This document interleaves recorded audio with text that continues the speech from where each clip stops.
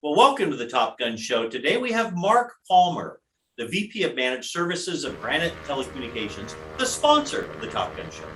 Mark started his career at Granite about 4 months after the company was formed. He started out as an enterprise account manager and worked his way up to VP of Managed Services. Through long-term commercial wholesale contracts, Granite offers dial tone, infrastructure solutions, advanced data services, broadband, and security services to customers at significant savings. Mark, welcome to the Top Gun Show. Thanks, Steve. Well, in the past couple of weeks, we heard from your CEO, Rob Hale, who talked about the reason Granite was formed and how it was formed. Last week, we heard from Kevin Nichols, the Senior VP of Sales, who went deep into the unique value proposition and sales strategy at Granite. Today, it's your turn. You've been at Granite Telecom for 19 years. Your executive team are the poster children for tenure. How have you seen Granite change over the years, and what excites you about the future? Well, see it change. Our bill run used to be 10 people sitting around a desk with 2 printers going, a postage weighing machine, and people looking at envelopes. So to go from that to, 80 the Fortune 100, 1.6 billion in revenue, no debt, 2,500 US-based teammates, we've changed a lot. But I think the core competencies that we delivered back then to initiate all this growth have stayed rather the same.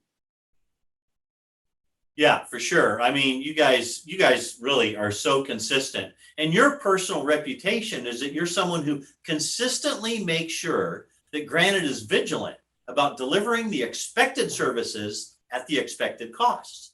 It's obviously working because the customer retention at Granite is 5 times the industry average. Doing the expected may sound simple, but with the complexity of services that you guys have and the size and scope of your customers, how has Granite been able to pull that off? I'm not a carpenter's kid, but the whole measure twice, cut once thing really works. And I think the key to our success is we've always listened to our customer base for hints of what we should do better, how we should do things better.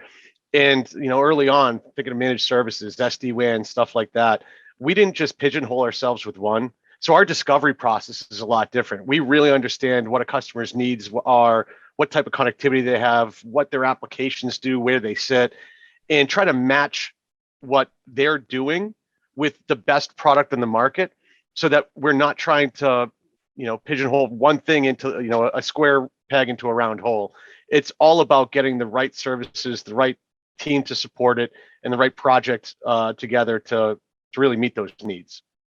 Yeah, you guys have really evolved a lot in the 20 years to what the customer needs. These interviews have been incredible to kind of tell the story of the evolution. So let's talk about the managed services perspective. Where are you guys winning and why? I think we win that we don't have a set definition of what managed services mean. For the most part, we look at IT teams that they struggle to do all the things they're expected to do with the amount of employees they have. But there's some stuff that they want. People want control sometimes over routing decisions or want control over firewall functionality, but they don't want to chase carriers. And other people need a lot of help with everything. And really, we don't just say, hey, this is what managed services means to us. What we try to do is understand, okay, Mr. Customer, what tasks are really taking away from your team's ability to deliver for your customer, which is the business, and how can we help offload that stuff so they have more time to spend on the tasks that are important to business continuity, important to application performance, important to their business in general. Yeah, that's a great answer, man. I love that. And that's really the core of why you guys are, I don't even know if you have competitors. I guess you do, but after we don't think so. Executive team, man, it's pretty, I would hate to compete against you guys. So, well, Mark, I know you're a big fan of the Top Gun Show, and that I know there are millions and millions of people watching you right now. Why don't you tell the viewers a fun or interesting little known fact about yourself? Well, I actually once got sunburned on the back of this eye.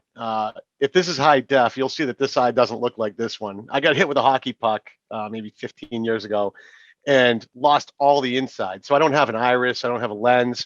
And I played in an outside hockey tournament, and I wasn't wearing an eye patch or anything to cover it. And the sun reflecting off the ground actually burned my retina. So for 2 weeks, no matter what I looked at, everything had a pink hue. It's pretty interesting. Well, I got to say, I've done over 400 interviews on the Top Gun show, and nobody has the condition that you do. So you're very unique. You want something fun and interesting. That was it. Yeah, that is. Well, Mark, thanks for being on the Top Gun show today. I know you have a really busy schedule, so it means a lot that you've been able to set aside some time to do this interview. Next week, we'll be interviewing Brad Dupy, the Director of Channel Management for Granite. Make sure you tune in for that final episode of this month. Mark, thanks for being on the show today.